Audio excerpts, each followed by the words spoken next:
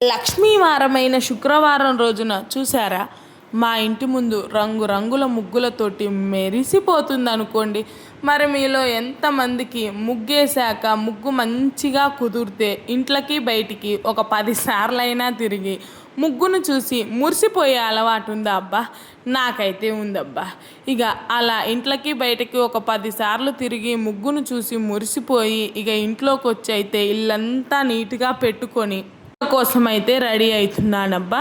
ఇక అమ్మ పూజ కోసం ఈరోజు శుక్రవారం కదా, పాలు పొంగియాలని తలస్నానం చేసి పాలైతే పొంగిచ్చాను.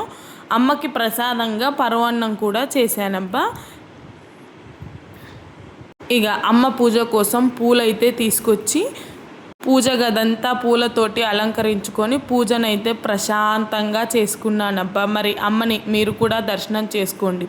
వెళ్తూ ఒక లైక్ ఇచ్చేసి వెళ్ళండి అబ్బా ఈ వీడియోకి.